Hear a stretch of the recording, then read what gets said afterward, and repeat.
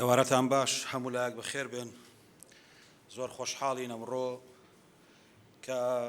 پرۆسەیەکی سەرکەوتومان ئەنجام داوە. دەتوانم بڵێم بە درێژایی ساڵانی ڕابردوو پرۆسەی ئەم ساڵ تایبەتمەندیەکی تەواوی هەبوو ئەویژەوە بوو کە بە پشتیوانی هەموو لایەنە پەیوەندیدارەکان پرۆسەیەکی زۆر باش بۆ تاقیکردنەوەکانی پۆلی 12 ئامادەیی بەڕێوە چوو لە کوردستانە.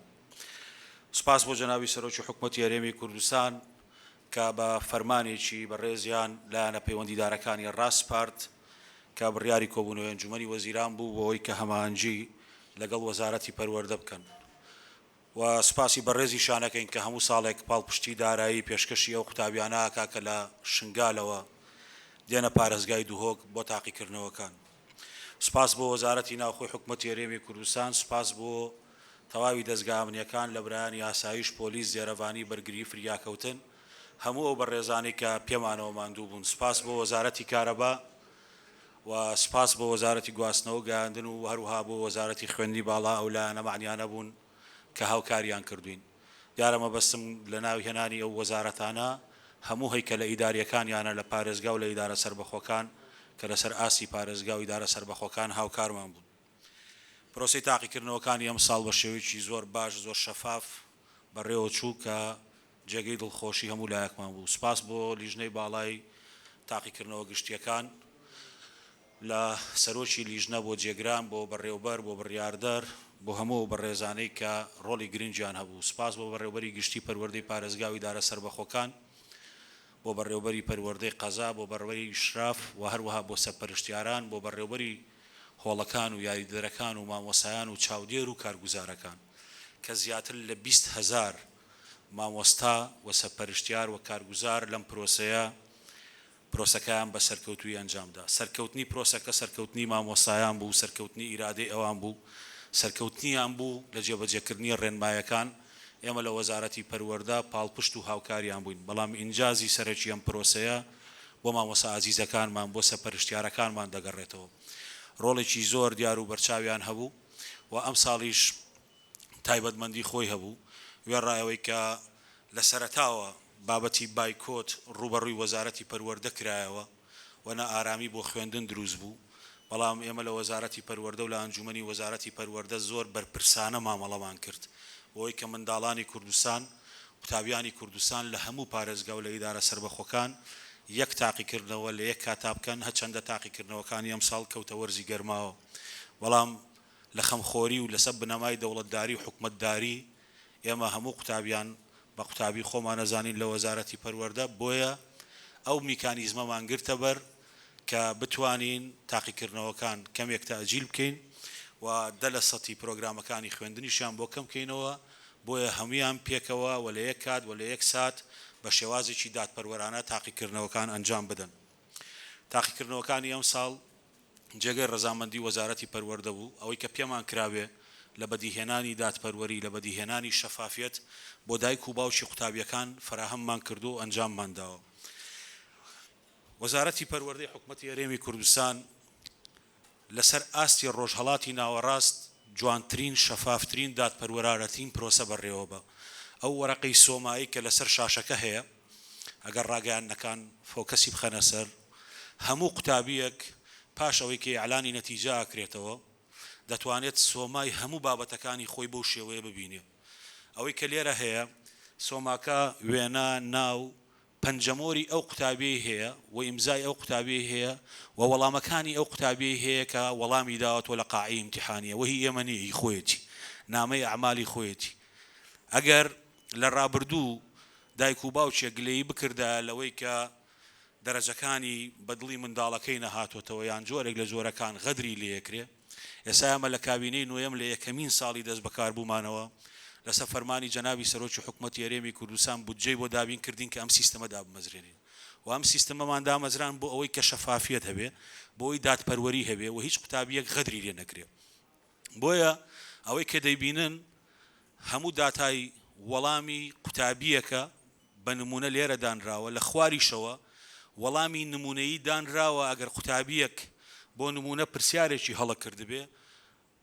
پرسیارەکەی کە هەڵە کردو ئیختیارێکی داناوە گە بی دانابێ بیەکە سوور کراوە وەڵامە ڕاستەکەی لە تەنیشتی بۆ دانراوە هەر قوتابیەک بۆ خۆی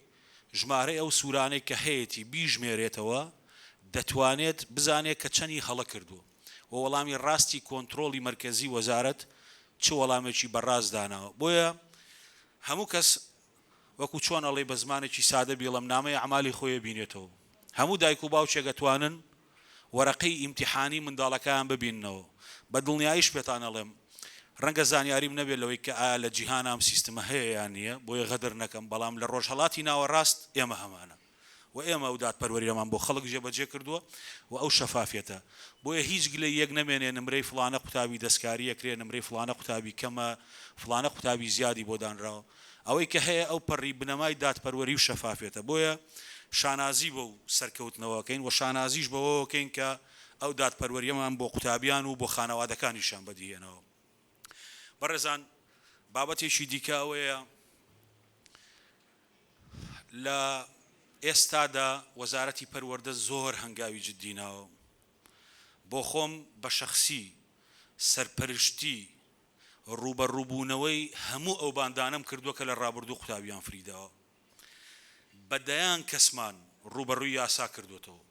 بە هاوکاری هێزە ئەمنیەکان لە هەموو پارێزگاکانی کوردستان هاوکارمان بوون من سوپاسێکی تایبەتیان ئەەکەم و بڕیارماندا بوو کابێ ئەم دیاردەیە نزیکەینەوە لە سفر بڕیارماندا بوو کابێ ڕوبەڕووی هەموو ئەوانە ببنیەوە کە یاسا ئاشکێنن بڕیارماندا بوو کابێ بە ئیرادەیەکی پۆڵاینەوە ئەوەی کە لەواچە هەندێک کەس پێی وابێت لە حکمی تەکنەلۆژیا نەتوانین کۆنتترۆلی هەموو شت بکەین بەڵام بڕیارماندا بوو کابێ بە ئیرادەیەکی پۆڵاینەوە ڕوبەڕووی هەر کەسێک ببینەوە کە سەرپێچی بکە کە قوتابی فریودا بۆیە بە هاوکاری دەستگا ئەمنیەکان ئێمە هەموو ئەو باندانەمان ڕوبەڕووی یاسا کردەوە و لەلایەن هێزەکانی ئاسایش ئیجراعاتی پێویستیان بەرامبەرە کراوە پاشانیش ڕەوانەی دادگا کرد بۆیە گەر سەیری نەتیجەی گزیکردنی ئەم ساڵ بکرێ نەتیجەی گزیکردنی ئەم ساڵ نەتیجەیەکی زۆر زۆر کەمە 51 قوتابی گزی لەسەر تۆمار کراوە لە ساڵی پار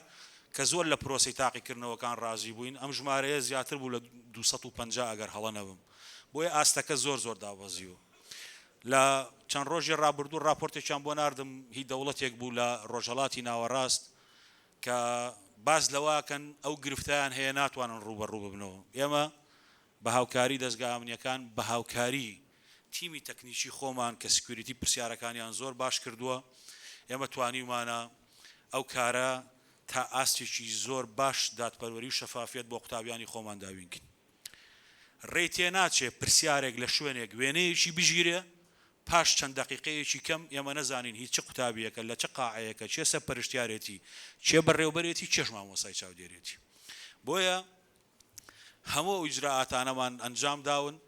و هەموو شتەکانیشمان بە تیمی تەکنیکی کردووە کە سەرکەوتنێکی گەورەمان لەو بوارە بەدەستهێناوە خۆشحاڵە بم کە ئەو سەرکەوتنە بۆ ئەو بگەڕێتەوە کە دادپەروەری و شەفافیت بۆ قوتابیان جێبەجێ بکە پرۆسەی خوێندن لە هەرێمی کوردستان پرۆسەیەکی گرنگە بە تایبەتیش تاقیکردنەوەکانی پۆلی 12 لە تاقیکردنەوەکانی پۆلی 12 دەرچوون بۆ هەر بابەتێک ئەژمارەکرێ کە ئەو بابەتانی ئەژمارەکرێن لە خولی یەکەم بە تەواوەتی نیسبەی حەقیقی دەرناکەوێت لە بەرەوەی هەندێک قوتابی شەت بکە بەڵام ئەم ڕێژانە زیندەوەرزانی ڕێژەی دەرچوونی قوتابیان 78.90 ڕێژەی دەرچوونی کوردی 61.26 لە بەشی زانستی و لە بەشی زانستی بیرکاری 33.10 عەرەبی 69.6 چیمیا 59.87 ئینگلیزی 53.12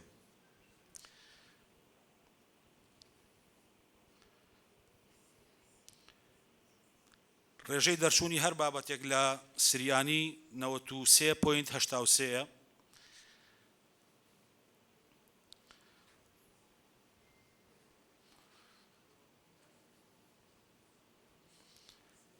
و لە تورکمانی 97.92 بۆ بەشی وێژەیی ڕێژەی دەرچوون لە زمانی کوردی 51.18 لە عەرەبی 66.84 لە ئینگلیزی 31.28 لە بیرکاری 88.68 و لە مێژوو 68.8 لە جوگرافیا 64.90 لە ئابووریش 49.69 و تورکمانی ڕێژەی دەرچوونی لە 100 و سریانیش 93.4. بەڕێزان، ئەوەی کە گرنگە بۆ هەموو خانەوادەیەک پشتگیریکردنی قوتابیەکانیانە، ئێمە پیرۆزبایی یەکەین لە هەموو قوتابیانەی کە لە خولی یەکەم دەرچوون و بە دڵنیاییش دەرفەت لە بەردەم ئەو قوتابیانە ماوە کە خۆیان ئارەزومەندانە چەند بابەتێکیان هێشتۆتەوە بە خولی دووهەم یان توانای گەیشتن بە نمرەی دەرچوونیان نەبووە، دەتوانن لە خولی دووهەم کۆششی زیاترکەن تعویزی بدەنەوە. بۆیە هیچ کاتێک نابێ ناومێت بن، خانەوادەکان پێویستە پشتگیری و پاڵپشتێکی زیاتریان بکەن و بتوانن کە قۆناغی داهاتوو کە خولی دووهەم ئیمتیحانەدەن نمرەکانیان بە شێوازێک بێ کە لە ئاستی توانا و شیاندنی خۆیان نابێ.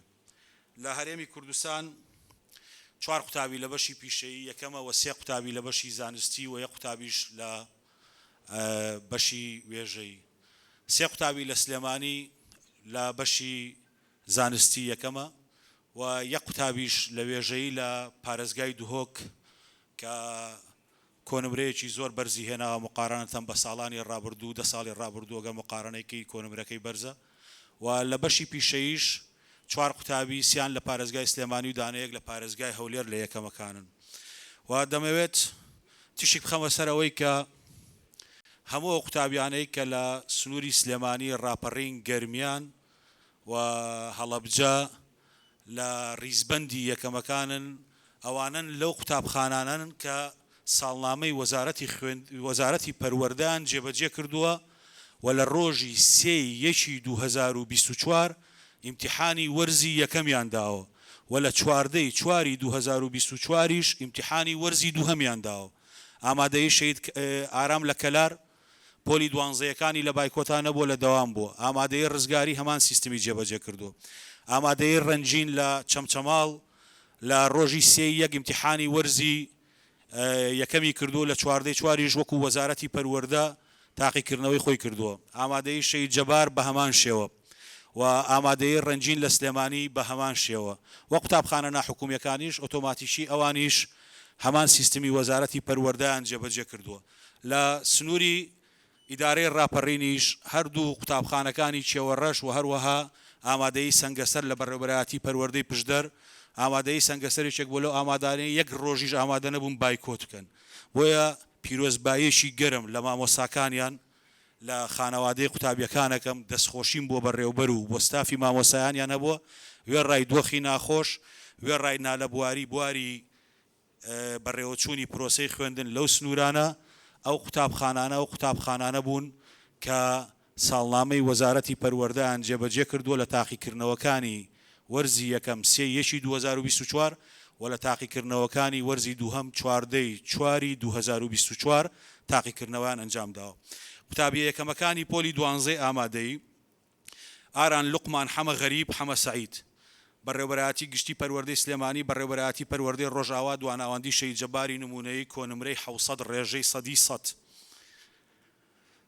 قوتابیە یەکەمەکانی پۆلی دوانزەی ئامادەیی ئەژی دارا جەلال ئەحمەد بەشی زانستی یەکەم بەڕێوەبەرایەتی گشتی پەروەردەی سلێمانی بەڕێوەبەرایەتی پەروەردەی ڕۆژهەڵات ئامادەیی سەلاحەدین کۆنمرەی 700 ڕێژەی 100. ئەم ناوانە بە پێی تعلیماتی لیژنەی باڵا بە پێی حروفی ئەبجەدی ڕیزکراون. قوتابیە یەکەمەکانی پۆلی دوانزەی ئامادەی دیمە هیوە عەلی محەممەد ئەمین بەڕێوەبەرایەتی گشتی پەروەردەی سلێمانی بەڕێوەبەرایەتی پەروەردەی ڕۆژاوا ئامادەیی ڕەنجین کۆنمرەی 700 ڕێژەی 100. قوتابیە یەکەمەکانی پۆلی دوانزەی ئامادەیی تەنها یەک قوتابی یەکەم بۆ لە پۆلی دوانزەی ئامادەیی لە پارێزگای دوهۆکە ئیمان ڕەمەزان سەعید حەسەن بەڕێوەبەرایەتی گشتی پەروەردەی دوهۆک بەڕێوەبەرایەتی پەروەردەی ئاکرێ ئامادەییە بجیلیا کچان کۆنمرەی 696 ڕێژەی 199.4. قوتابیە یەکەمەکانی پیشەیی ئاسوودە جەزا کەریم عەلی بەڕێوەبەرایەتی گشتی پەروەردەی سلێمانی بەڕێوەبەرایەتی پەروەردەی ڕۆژاوا ئامادەیی پیشەسازی سلێمانی کچان کۆنمرەی 720 ڕێژەی 190. مەروە شێرزاد خزر حەمەد شین بەڕێوەبەرایەتی گشتی پەروەردەی هەولێر بەڕێوەبەرایەتی پەروەردەی دەوروبەری هەولێر ئامادەی 11 ئەیلولی پیشەیی کۆنمرەی 628 ڕێژەی سەدی 89.7 قوتابی یەکەمەکانی پیشەیی ڕاستی ڕۆژگار کامەران ئەحمەد بەڕێوەبەرایەتی گشتی پەروەردەی سلێمانی بەڕێوەبەرایەتی پەروەردەی ڕۆژاوا ئامادەی کشتتوکاڵی بەکرەجۆ کۆنمرەی 649 ڕێژەی سەدی 81.1 شێوە جەمال حەمە ساڵح بەڕێوەبەرایەتی گشتی پەروەردەی سلێمانی پەروەردەی ڕۆژاوا ئامادەی پیشەیی گەشت و گوزار کۆنمرەی 717 ڕێژەی سەدی 89.6 هەر پرسیارێکتان هەیە بفەرمونون دووبارە پیرۆزبایی لە هەموو قوتابی یەکەمەکانی کوردستان و هەموو قوتابیانەی کە دەرچوون و بە هیوای چانسێکی باشیش بۆ هەموو قوتابیانەی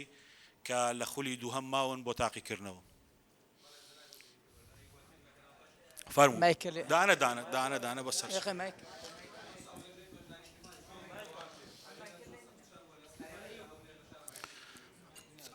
کاک ئەیوب ئەگەر حەزێت نەبێ پرسیارەکە دووبارەکەیتەوە. ماوەساڵانەی وەرتیم لە کەناڵ هەشت هەموو ساڵ ڕێژەی بەشداریکردن چۆن بوو و ڕێژەی دەرچوونەکان چۆن بوون بە تایبەت لە هەولێر لە سلێمانی لە ناوچەکان بەگشتی؟ ڕێژەی بەشداریکردن بە پێی بەشە گۆڕێ و ڕێژەی دەرچوونیش بە پێی بەشە گۆڕێ. من بە شێوەیەکی گشتی دایمان هەمیشە و تێبینێم و تۆ کە خولی یەکەم بە شێوازێک نییە کە تۆ بتانی ئەنجامی تەواو حەقیقی بەدەست بهێنی لەبەرەوەی هەندێک قوتابی خۆی هێڵێتەوە. بەڵام پرسیاری هەولێر و سلێمانی ئەوانت کرد بەداخەوە لەوات شێ بایکۆت کەمێک کاریگەری لەسەر خوێندنی سلێمانی کردبێ چونکە سلێمانی ساڵان لە ڕیزبەندی یەکەم بوو لە ڕێژەی گشتی دەرچوانی پۆلی 12 بەڵام ئەم ساڵ ئەو ڕێژەیە لە سلێمانی هاتۆتە تەسەلسولی چوارهەم دابەزیوە. فەرموو چێکە پرسیاری هەیە؟ فەرموو.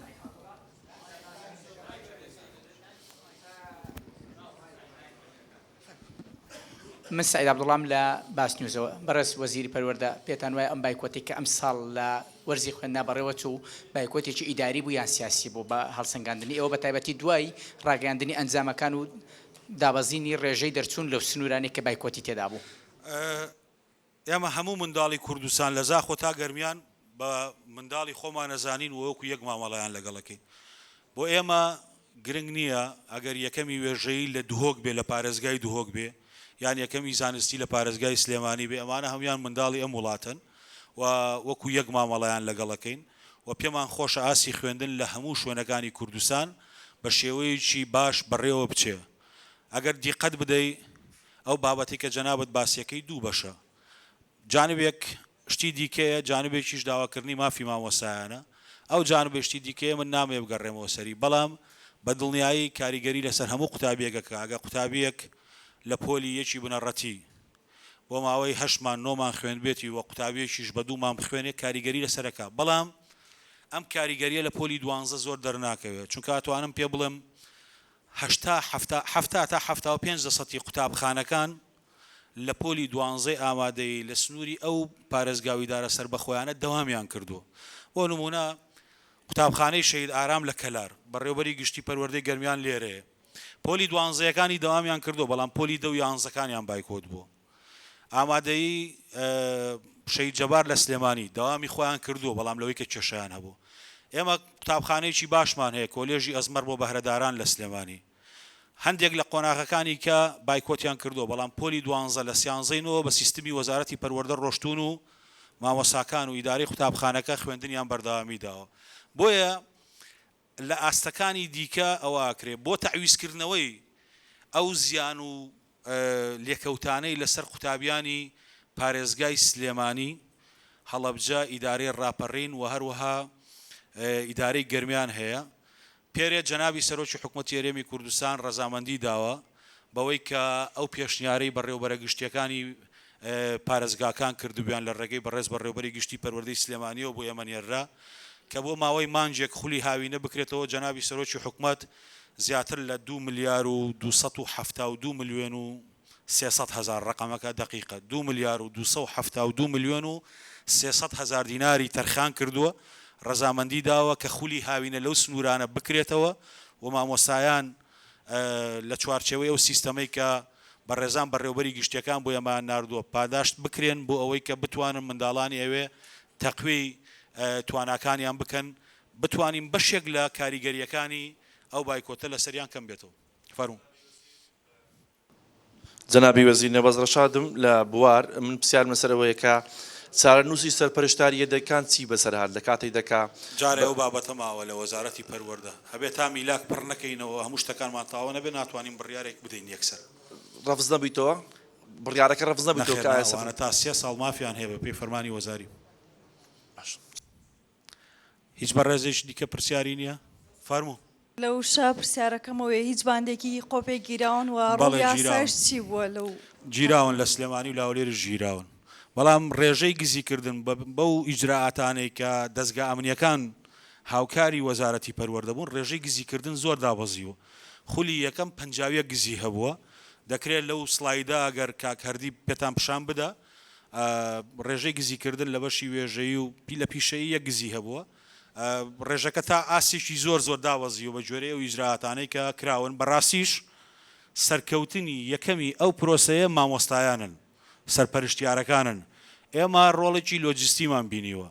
بەڵام ئەوەی کە ئێمە کردومانە پاڵپشتی بووە بۆ ئەوەی پرسیارەکان بەنهێنی بپارێزین لەم باڵەخانەیە کە جەنابی تایت شەوانە لە دوای 12 شەوە بە هێزی پۆلیس بە حزوری مدیرعام یان معاوە مدیرعام و تیمێکی 89 کەسی بۆ هەموو قەزاکانی کوردستان بڵاو بوونەتەوە بۆ ئەوەی کە بە ئەمانەتەوە پرسیارەکان بگەێنن و تا بەرەبەیان پرسیار لە هیچ پارێزگایەک نەبووە و ئەوە هەوڵ و ماندووبوونەکانی لیژنەی باڵا و مدیرعام و معاونی مدیرعام و بەڕێوەبەری پەروەردەکان بووە بەڵام لەگەڵەوەشە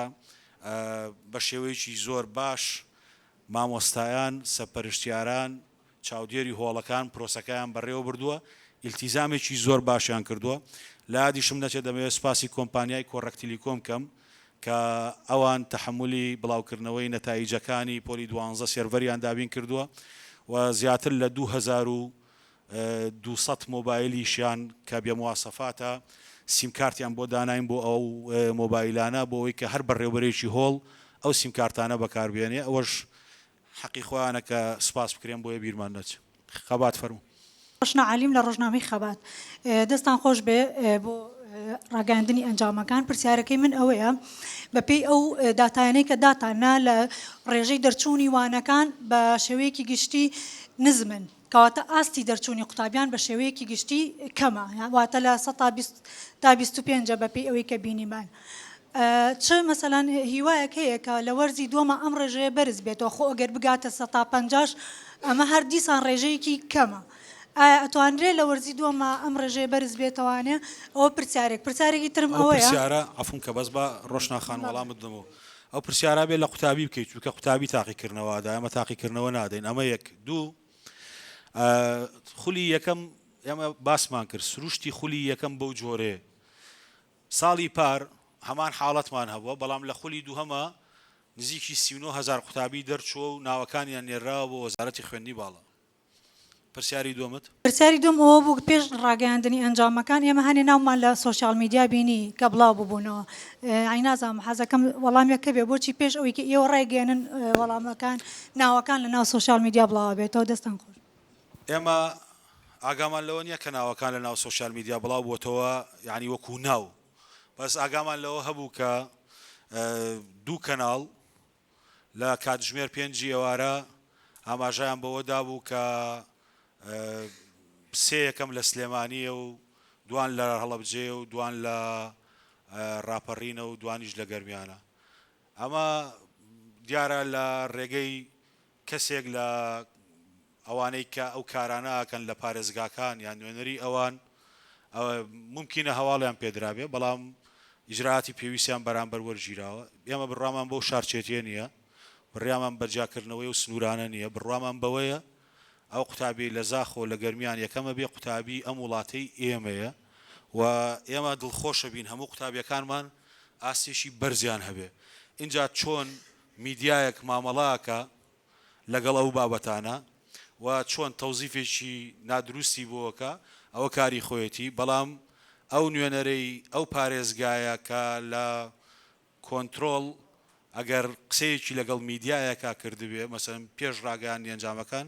بە دڵنیایی ڕێکاری کارژێڕی پێویستی یاسایی بەرامبەر وەرەگیرە. فەرموو بەڕێز جەنابی وەزیر دیارەسەنم لە تۆڕی میدیایی ئێستا یەک پرسیارم هەیە ساڵانە لەگەڵ ڕاگەاندنی ئەنجامەکان زۆرترین ڕێژەی دەرچوونی یەکەمەکان لە سنووری پارێزگای سلێمانی و هەڵەبجە و ئیدارەکانی سەربەخۆی گەرمیان و ڕاپەڕینە. پلانی وەزارەتی پەروەردەچیە بۆ دابینکردنی خوێندنگای مۆدێرن لەو سنوورانە چونکە تاکو ئێستا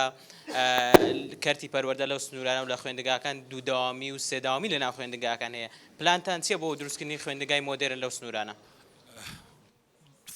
بابەتێک هەیە دەمەوێت پێشەوەی وەڵامی پرسیارەکەی جەنابەت بدەم بۆ تەوزیحکەم. وەکوتم ئێمە پێمان خۆشە یەکەمەکانی کوردستان لە قوتابخانەیەکی گوندێک بێت لە شار بێ لە قەزا بێ هەرچێک بێ بۆ ئێمە یەکشتە. بوونی یەکەمی میعیارێکی زیاتر شەخصیە. اینجا پاشان ڕۆڵی قوتابخانە و ئەوەی تایە. هەموو ئەوانەی کە دووهەم بوون لە سلێمانی لە هەولێر لە گەرمیان یەک پرسیاریان هەڵە بۆ دوو دەرەجەکە چەند پۆینتێکە لەگەڵ یەکەمەکە جیاوازیەکەیان هەیە. ئەوەی کە بۆ ئێمە گرنگە ئەوەیە کە پاڵپشتی ئەوە بکەین ئاستی خوێندن بەرز بێ. من لێت ناشارمەوە دڵخۆشم بەوەی کە هەموو پارێزگاکان بە یەک ئاست و بە یەک مستەوا بڕۆن. بەڵام مامۆستا دڵشادیش لێرەیە و قسەیە دەڵم جا نازم پێی خۆشیان نا بەڵام من بۆ خۆم وەکو سلێمانی یەک پێم خۆش نییە. سلێمانی لە تەسەلسول داوەزیوە لە ڕێژەی گشتی دەرچوون داوەزیوە و ئەم ساڵیش لە پۆلی نوەکانیشە هەر سلێمانی مەسەلەن لە تەسەلسولی یەکەم نەبوو و ئەم ساڵ لە پۆلی دوانزەیەکان لە بەشی زانستی سلێمانی هاتۆتە تەسەلسولی چوارەم لە کۆی گشتی دەرچوونی خولی یەکەم. بۆ هیوایین کە بایکۆت ئەو دۆخە کاریگەریانە نەکاتە سەر شێوە گشتیەکەی. ئێستا بوونی یەکەمیک لە هەموو کوردستان لە وێژەی لە پارێزگای دوهۆک لە من بپرسی وەکو وەزیری پەروەردە بۆیە نەڵێ بەس باسی سلێمانیەکە باسی دۆکت بۆ بکەم لە من بپرسە وەکو وەزیری پەروەردە پێت ناڵم ئەوە علامەتی ئەوەیە ئیتر کەسی دیکە زیرەک نییە لە هەولێر لە زاخۆ لە گەرمیان لە سلێمانی. جوهدێکی شەخسی جوهدی قوتابخانە و مامۆساکانیشی تایە بەڕاستی بەڵام جوهدێکی شەخسی ئەو قوتابیە ڕێژەیەکی زۆری هێناوە نمرەیەکی زۆری هێناوە بەڵام ئەوە بۆ کەسەکەیە بۆ قوتابیەکەیە. ئێمە دەبێت لەوە بکۆڵینەوە ئاستی پارێزگای دوهۆک بە شێوە گشتەکەی باش بێ ئاسی ئیدارەی ڕاپەڕین بە شێوە گشتەکەی باش بێ زاخۆ بە شێوە گشتەکەی باش بێ سوەران بە شێوە گشتەکەی باش بێ. ئێمە ئەمەمان بۆ مەبەستە بۆ کەمکردنەوەی دەوامی سێدەوامی لە هەموو قوتابخانەکانی کوردستان ئێمە هەوڵمانداوە. پار لە ڕێگەی دەستگای خێرخوازی بارزانی 140 ژوورمان دروست کرد. بەڕێز مامۆستادارا لێرەیە هەڵە نەبم 30 ژوور یا 40 ژووری بەس لە گەرمیان دروستمان کرد. 40 ژوور بەس لە گەرمیان دروستمان کردووە. ڕێژەی قوتابخانەکان 17 قوتابخانە سێدەوامی بوو لە گەرمیان دامان بەزاندۆ بۆ چەند قوتابخانەیەشی دیکەم. 139 قوتابخانەی سێدەوامی هەبوو لە کوردستان. وامان لێ کردو ئێستا هاتۆتە سەر 11 قوتابخانە. ئەوەی کەش معالەجاکەین. بۆ ئەوەی قوتابخانەی باش لە سلێمانی بکرێتەوە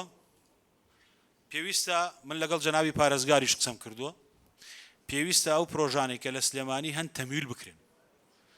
ئێمە بەڕێز بەڕێوەبەری گشتی پەروەردەی سلێمانی لێرەیە 2 ساڵیشە موافقەتی 5 ملیارمان داوە بە سلێمانی بەڵام تا ئێستا پرۆژەکان ناچێتە بواری جێبەجێکردنەوە.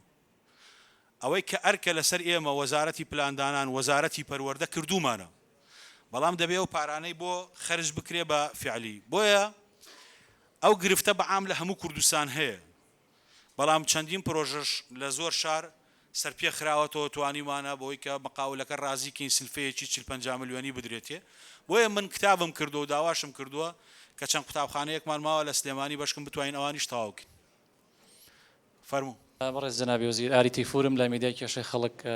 پلانتان چییە بۆ ساڵی نوێی خوێندن و ئایا ئەم ساڵ خوێندن لە کاتی خۆیدا دەست پێ دەکاتەوە یان چ کاتێک دەست پێ دەکات؟ خوێندن لە کاتی خۆی دەست پێەکە بەڵام کاتی خوێندن ئەنجومەنی وەزارەتی پەروەردە بڕیاری لێدا نەک تەنها من بە شەخسی بەڵام کەی دەبێ ئەوە ممکنە ئێمە لە بیداەتی مانجینۆ کۆ ببینەوە ڕۆژی دەستپێکی داوامی ساڵی خوێندی 24-25 دیاریکەین بەڵام ئەوە بڕیاری ئەنجومەنی وەزارەت. زۆر سپاس. جنابی وەزیر سڵاو عەلی زەیتۆ لە قەناتی دیجلە سەبارەت بە ڕێژەی گشتی دەرچوون و پرسیاری یەکەم و پرسیاری دووەم سەبارەت بە تانە لە چه کاتێکدا دەکرێتەوە و میکانیزمەکەشی چۆن دەبێت ئەوانی کە تانیان لە ئەنجام ڕێژەی دەرچوونی بابەتەکانمان خسە ڕوو ئێمە و ئاماژەشمان بە هۆکارەکاندا و تانەش هەر قوتابیەک دەمەوێت بۆ هەموو لایەک دڵنیا بکەمەوە ئەنجامی بەراییە قابلی تانە دەتوانن لە ئەوەی کە داوامەکرێتەوە بەڕەسمی هەر کەسێکتانەی هەیە لە ڕێگەی بەڕێوەبەراتی گشتی پەروەردەکەی خۆیەوە بۆ میکانیزمانی کە دانراوە و ئیعلانەکرێ و پێشموا بێت لەو وێبسایتێکی ئیعلانەکرێ لەوێش دەنووسرێ کە مودەی تانەکان لەکوێیە قوتابیەک کە وێبسایتەکە ئاکاتەوە نمرەی خۆی وەرەگرێ دەزانێت لە کێوە بۆ کەی تانە دەست پێەکە